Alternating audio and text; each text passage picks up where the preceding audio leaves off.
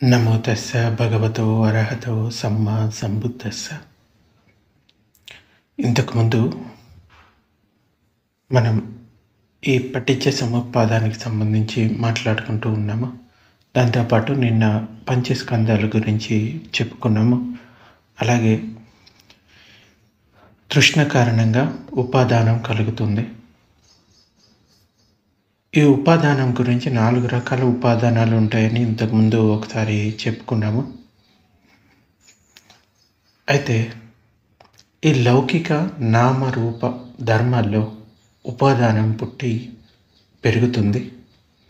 ఈ లౌకిక నామరూపాలు అంటే లోకోత్తరాలైన 4 చిత్తాలను, అంటే ఈ మార్గఫలాలు నిబ్బానం కాకుండా ఉండే అన్నీ కూడా లౌకిక నామరూపాలని చెప్పవచ్చు. అంటే కామ, రూప, అరూప లోకాలు.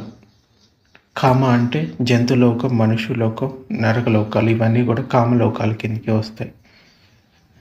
రూపలోకాలు అంటే బ్రహ్మలోకాలు. అరూపలోకాలు అంటే అరూప బ్రహ్మలోకాలు. ఈ 3 లోకాల్లో సత్వులు, పొద్గులుని మరియు చెట్లు, తీగలు అనే విజ్ఞానం ఉన్న లేకపోతే విజ్ఞానం లేని, అంటే కాన్షియస్నెస్ ఉన్నవి, కాన్షియస్నెస్ లేనివి, ఆ రెండింటిలో ఈ విజ్ఞానం గల వస్తువుల్లో ఉపాదాన ఉంటుంది. అంటే ఎప్పటి వరకైతే ఈ విజ్ఞానం ఆ వస్తువుల్లో ఉంటుందో, అంటే మనిషి కానీ లేకపోతే చెట్లు కానీ తీగలు కానీ, వాటిల్లో చెట్లలో కేవలం ప్రాణం మాత్రమే ఉంటుంది, కాన్షియస్నెస్ ఉండదు. అయితే ఈ సత్వుల్లో మాత్రం, అంటే ప్రాణుల్లో మాత్రం కాన్షియస్నెస్ ఉంటుంది. ఎప్పటి వరకు అయితే ఈ విజ్ఞానం గల విజ్ఞానం ఉంటుందో అప్పటి వరకు ఉపాదానం కూడా ఉంటుంది. లౌకిక నామరూపాలు ఆస్వాదం, ఆదీవనం అని 2 ఆకారాలు కలవు. రూప శబ్దాదుల వల్ల సత్వ సంతానంలో పుట్టే సుఖ సౌమనస్యాలు లౌకిక ధర్మాల ఆస్వాదం, అంటే ఇంద్రియ సుఖాల వల్ల కలిగే సుఖాలను. ఇంకా ముసలితనం, మరణం, శోక, పరిదేవనం లౌకిక ధర్మాల ఆదీవన పక్షం, అంటే భయాలు. లౌకిక ధర్మాల ఆస్వాదం చాలా కొంచెమే, ఆదీవనం చాలా ఎక్కువ. ఈ ఆస్వాదాన్ని వెతికే వారికి, ఉత్సాహపడేవారికి వీటిపై చాలా ఆశ పుడుతుంది. మనకి పఠించే సముపాదంలో ఇలా చెప్తారు. తృష్ణ వల్ల ఏర్పడ్డ ఉపాదానం, ఉపాదానం వల్ల భవం, భవం వల్ల జాతి, జాతి అంటే పుట్టుక, పుట్టుక కారణంగా ముసలితనం, మరణం, శోక, పరిదేవనం, దుఃఖ, దౌర్మనస్స, ఉపాయాసం అనబడే దుఃఖ రాశి పెద్ద మంట లాంటిది. పెద్ద మంటలోకి ఎండిన గడ్డి మొదలుగు వేసినంత కాలం ఆ మంట మండుతూనే ఉంటుంది. అలాగే ఈ ఉపాదానం ధర్మం అనబడే ఈ లౌకిక నామరూప, లౌకిక అంటే ఈ మామూలుగా జీవన విధానం లేకపోతే మామూలు విషయాలు, అంటే ఇంద్రియ విషయాలు. అలౌకిక అంటే మార్గఫలాల లేకపోతే జ్ఞానాలను పొందటం, ఇవన్నీ అలౌకికమైనవి అన్నమాట. లౌకికమైనవి అంటే సాధారణంగా మనం పొందేటువంటి సంతోషాలు. ఈ ఉపాదాన ధర్మం అనబడే లౌకిక నామరూప ధర్మాల ఆస్వాదాన్ని, అంటే వీటిని ఆస్వాదించటం, మళ్ళీ మళ్ళీ పొందటం, మళ్ళీ మళ్ళీ వాటిని పొందటకు ఉత్సాహపడటం అనేది దుఃఖరాశి అనబడే పెద్ద మంటలోకి మరిన్ని ఎండిన కట్టెలను వేయడమే. ఆ కట్టెలను వేసినంతకాలం సంసార దుఃఖం అనబడే అగ్నిరాశి ఆరిపోకుండా మండటాన్ని ఈ సూత్రంలో మనకి చెప్పడం జరిగింది. నిన్న చెప్పాం కదా, ఒకటి సూత్రం, ఉపాదాన సూత్రం అని. అయితే తృష్ణ కారణంగా ఉపాదానం, ఉపాదానం కారణంగా భవం, భవం కారణంగా జాతి అంటే జన్మ, జన్మ కారణంగా ముసలితనం, అనే 5 అంగాలు మాత్రమే మనకి చూపించబడ్డాయి. అయితే దేవతల సహిత లోకంలో, అంటే దేవతాలోకంలో సత్తువుని గురించి, బయట లోకం గురించి అనేక రకాల మిథ్యా దృష్టిలు పుట్టినవి. ఈ పఠించ సముపాదాన్ని తెలుసుకోవడం వల్లే ఎవడైతే పఠించ సముపాదాన్ని చక్కగా అర్థం చేసుకుంటాడో అతనిలో పరమాత్మ అనేవాడు లోకాన్ని నిర్మించాడని, లేక దానంతటా అదే నిర్మితమైందని, అనేక రకాలైన మిథ్యా దృష్టిలో ఒకటి కూడా పుట్టదు. ఎందుకంటే ఇది ఒక కారణం చేత ఏర్పడింది. ఆ కారణం నిరుద్ధమైతే ఇది కూడా నిరుద్ధమవుతుంది అని పఠించ సముపాదాన్ని అర్థం చేసుకుంటే ఈ మిథ్యా దృష్టిలన్నీ కూడా పుట్టవు. పఠించ సముపాదాన్ని అర్థం చేసుకున్నవాడు మిథ్యా దృష్టిలో పడడు. దీనిని అర్థం చేసుకోవడం సమ్యక్ దృష్టిని పొందడానికి గల మంచి ఉపాయం. ఈ పఠించ సముపాదాన్ని సరిగ్గా తెలుసుకొని తెలియచెప్పితే మిథ్యా దృష్టిల నుండి మనుషుల్ని బయటికి తీయవచ్చు. ఆత్మ శరీరం వేరు వేరని, లేక రెండు ఒకటేనని, పుణ్యపాపాలను చేసేవానికి వాటి విపాకం లభిస్తుంది అని, ఒకడు చేసిన కర్మకు విపాకం మరొకనికి లభిస్తుంది అని, ఇలా లోకంలోని అనేక రకాలైన దృష్టిలు అంటే నమ్మకాలను కలిగి ఉన్నవారు తథాగతుని దగ్గరికి వచ్చినప్పుడు బుద్ధుడు అనేక ప్రకారాలుగా వీరికి ఉపదేశం చేశాడు. ఈ దృష్టి నివారణలైన సూత్రాల్లో కొన్నిటిని మనం ఒకసారి చూద్దాం. కాలారకత్య అనే వర్గంలో మనకి సంయుక్త నికాయలో కనబడుతుంది. ఒక సమయంలో భగవానుడు ఇలా చెప్తాడు, అవిద్యాపత్య సంకార. ఈ పఠించ సముపాదంలో 12 లింకులు ఉన్నాయి కదా, వాటి గురించి చెప్తాడు. అంటే అవిద్య కారణంగా సంకారాలు, సంకారాల కారణంగా విజ్ఞానం, విజ్ఞానం కారణంగా నామరూపాలు, నామరూపాల కారణంగా 6 ఆయుధనాలు, 6 ఆయుధనాల కారణంగా స్పర్శ, స్పర్శ కారణంగా వేదన, వేదన కారణంగా తృష్ణ, తృష్ణ కారణంగా ఉపాదానం, ఉపాదానం కారణంగా భవం, భవం కారణంగా జాతి, జాతి కారణంగా జర, శోక పరిదేవనం, దుఃఖ దోమనస్సం. సో ఇలా ఈ పఠించ సముపాదం గురించి ఉపదేశాన్ని వివరించినప్పుడు అది వింటూ ఉన్నటువంటి, అంటే కూర్చొని ఉన్న ఒక భిక్షువు, బంతే ఈ ముసలితనం మరణం అంటే ఏంటి, ఈ జరా మరణం ఎవరిది అని అడిగాడు. అప్పుడు భగవానుడు ఇలా చెప్తాడు, బిక్కు నీ ప్రశ్నను సరిగ్గా అడగలేదు అని దానిని సవరిస్తూ ఇలా చెప్పాడు. బిక్కు, జరామరణం ఏమిటి, ఈ జరామరణం ఎవరిది అని ఎవరైనా అన్నా, లేక జరామరణం వేరు, జరామరణం వేరొకరిది అని ఎవరైనా అన్నా, ఇవి రెండు ఒకే రకమైన ప్రశ్నలు, వ్యంజనమే వేరు. అదే ఆత్మ, అదే శరీరం అనే దృష్టి ఉంటే ఈ బ్రహ్మచర్య వాసం అసంభవం. ఆత్మ వేరు, జీవితం వేరు అనే దృష్టి ఉంటే కూడా ఈ బ్రహ్మచర్య వాసం అసంభవం. భిక్షు తథాగతుడు ఈ 2 అంతాలను, అంటే ఈ 2 చివరలను వదిలిపెట్టి జాతి అంటే పుట్టుక, జరా మరణం కలుగుతుంది అని ధర్మాన్ని బోధిస్తాడు. ఆ భిక్షువు జరా మరణం అంటే ఏంటి, జరా మరణం ఎవరిది అనే ఈ 2 ప్రశ్నల్లో మొదటి ప్రశ్న అడగదగినదే అయితే దీనిని తథాగతుడు ప్రతిక్షేపించడానికి కారణం ప్రశ్నతో పాటు జరా మరణం ఎవరిది అనే 2వ ప్రశ్న వల్లే. ఇది ధర్మ పరంపరే.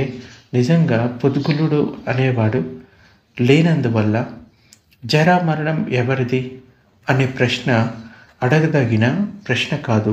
అందుకే తథాగతుడు జరా మరణం వేరు, జరా మరణం మరొకరిది అని చెప్పి ఈ 2 ప్రశ్నలు ఒకలాంటివేనని చెప్పబడింది.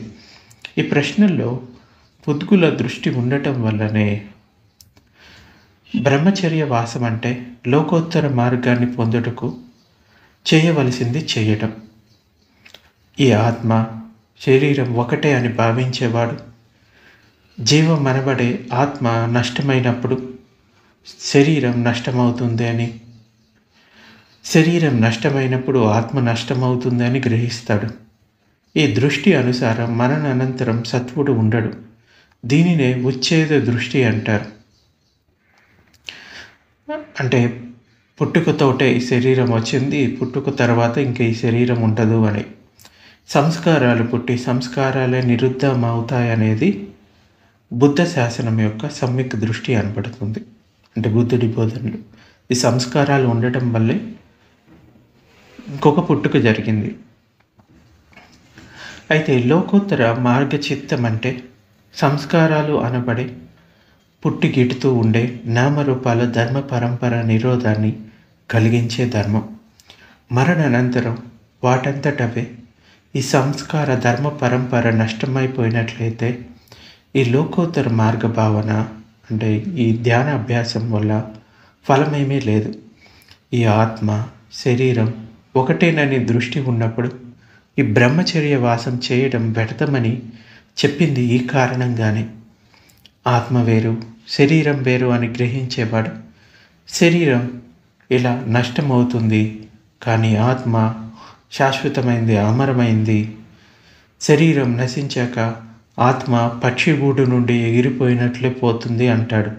దీనినే శాశ్వత దృష్టి అంటాడు. ఇంతకుముందు ఉచ్ఛేద దృష్టి, ఇప్పుడు శాశ్వత దృష్టి. ఈ రెండు దృష్టిలు ఉన్నవాళ్ళు ఇద్దరూ కూడా మిథ్యా దృష్టిలు కలిగి ఉన్నవాళ్ళే. ఈ లోకోత్తర మార్గచిత్తం అనేది అన్ని సంస్కారాలను నిరోధింపచేస్తూ సంసార చక్రాన్ని ఆపే ధర్మం. నిత్యమైన నష్టం కానటువంటి ఒక్క సంస్కారం ఉన్నా కూడా సంసార చక్రాన్ని ఆపడం వీలు కాదు.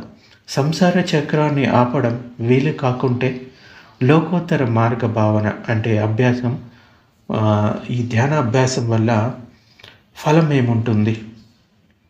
ఈ విధమైన మిథ్యా దృష్టి ఉన్నప్పుడు బ్రహ్మచర్య వాసం లేదు అన్నది ఈ కారణంగానే. తథాగతుడు సత్వుడు జీర్ణించుకుపోతున్నాడని మరణిస్తున్నాడని, కానీ జీర్ణించుకుపోవడం లేదని మరణించడం లేదని కూడా అనక ఈ రెండు తంటాల్లోకి వెళ్ళక జాతి వల్ల జరా మరణం ఏర్పడుతుందని మాత్రమే, అంటే పుట్టుక వల్ల ముసలితనం మరణం ఏర్పడుతుందని మాత్రమే బోధించాడు. బుద్ధుడు బోధించాక ఆ భిక్షువు అంతటితో ఆగక, బంతే ఈ జాతి అంటే ఏంటి, అంటే జన్మ అంటే ఏంటి, జాతి ఎవరికి కలుగుతుంది అని మళ్ళీ ప్రశ్నించాడు. తథాగతుడు దీనికి కూడా పైన చెప్పిన విధంగానే జవాబు ఇచ్చాడు. ఆ భిక్షువు ఇంతటితో ఆగక పఠించ సముపాదనంతటిని ఇలాగే అడిగాడు. తథాగతుడు మొదటి ప్రశ్నకు సమాధానం ఇచ్చినట్లే అన్నిటికీ సమాధానం ఇచ్చాడు. అవిద్య యొక్క సంపూర్ణ నిరోధం వల్ల ఈ జరామరణం ఏమిటి, జరామరణం ఎవరిది, జరామరణం వేరు, జరామరణం మరొకటి, ఈ ఆత్మ శరీరం ఒకటేనని, ఈ ఆత్మ వేరు శరీరం వేరు అని ఇలా రకరకాల అన్ని రకాల మిథ్యా దృష్టులు మళ్ళీ ఎప్పుడు పుట్టకుండా నిరుద్ధమైపోతాయని తథాగతుడు బోధించాడు. ఇంకొక సూత్రంలో మనకి ఒకరికి ఇలాగే చెప్తాడు. ఒకసారి భగవానుడు రాజగిరిలో వేలువనంలో నివసిస్తున్నాడు. భగవానుడు భిక్ష కోసమని నగరంలో ప్రవేశించాడు. అప్పుడు అచేల కశ్యపుడు భగవానుడు రావడాన్ని చూసి భగవానుడికి దగ్గరికి వెళ్ళి కుశల ప్రశ్నలు అడిగి ఒక పక్కన నిలబడి భగవానుడితో ఇలా అన్నాడు. బంతే, గౌతముడు ప్రశ్నలు అడుగుడుగు నాకు అవకాశాన్ని ఇవ్వండి అని. కశ్యప, ఇది ప్రశ్నలు అడుగుటకు సమయం కాదు, నేను భిక్షకై వెళ్తున్నాను అని భగవానుడు చెప్తాడు. అతడు రెండోసారి కూడా మూడోసారి కూడా ఇలాగే అడుగుతాడు. అయితే భగవానుడు మూడోసారి కూడా ప్రతిక్షేపిస్తాడు. అంటే ఇప్పుడు కాదు, తర్వాత అడగమని. నేను చాలా ప్రశ్నలు అడగను గౌతమ అని అంటాడు. అప్పుడు అయితే అడుగు అని భగవానుడు చెప్తాడు. వారిద్దరి మధ్య ఇలాంటి సంభాషణ జరిగింది. అదేంటంటే ఆ అచేల కశ్యపుడు ఇలా అడుగుతాడు, ఓ గౌతమ, దుఃఖం స్వయంకృతమా? కశ్యప, అలా కాదు, దుఃఖం స్వయంకృతం కాదు.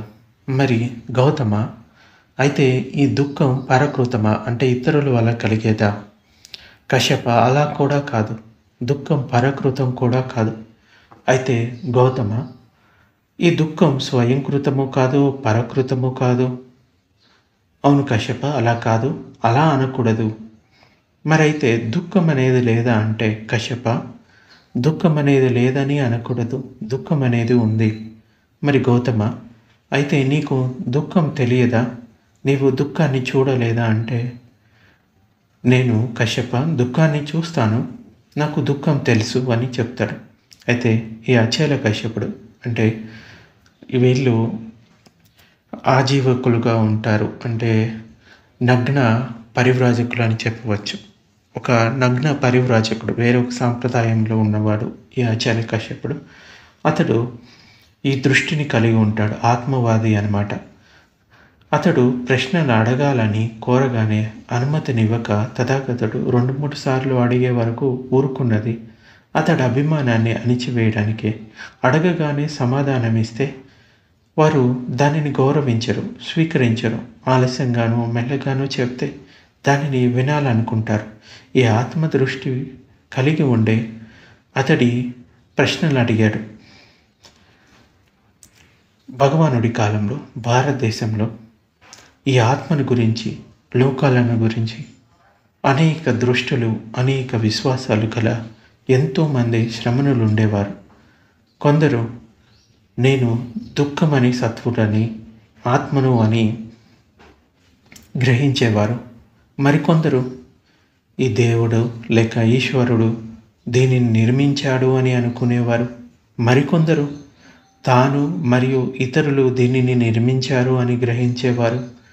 మరికొందరు ఎవరూ దీనిని నిర్మించలేదు, దానంతటదే పుట్టింది అనుకునేవారు. అంటే ఇలా శాశ్వత దృష్టి లేకుంటే విచ్ఛేద దృష్టి, ఈ 2 రకాల దృష్టిలు ఉండేవాళ్ళు.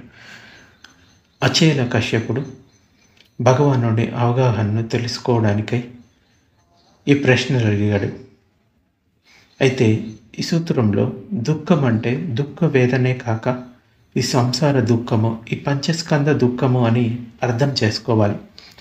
తాను చెప్పేది అందరికీ అర్థమయ్యేలా ధర్మాన్ని బోధించే తథాగతుడు ఈ అచేల కశ్యపునికి మాత్రం అర్థం చేసుకోని విధంగా అతడు చిక్కుల్లో పడేటట్లు మాట్లాడాడు. అచేల కశ్యపుడేమీ అర్థం చేసుకోకుండా గందరగోళంలో పడిపోయాడు. గౌతమ గౌతమ అని గర్వంగా మాట్లాడిన అతడు చివరికి నిరాభిమానంతో పంతే భగవానుడు నాకు దుఃఖాన్ని గురించి ఉపదేశించాలి, దుఃఖాన్ని ప్రకాశింపచేయాలి అని గౌరవంతో అడిగాడు. కశ్యప, కర్మను చేసిన వాడే దాని విపాకాన్ని పొందుతాడని గ్రహించినప్పుడు ఈ సంసార దుఃఖం స్వయంకృతం అని తర్వాత శాశ్వత దృష్టిని పొందుతాడు. కశ్యప, ఒకడు చేసిన కర్మ విపాకాన్ని మరొకడు పొందుతాడని గ్రహించినప్పుడు ఆ దుఃఖాన్ని పొందేవాడు దుఃఖం పరకృతమో, ఆ దుఃఖాన్ని పుట్టించినవాడు లేడని ఉచ్ఛేద దృష్టిని పొందుతాడు. కశ్యప, తథాగతుడు ఈ 2 చివరల అంటే ఈ 2 అంతాలకు వెళ్ళక మధ్యంగా ధర్మాన్ని ఉపదేశిస్తాడు. ఏంటి?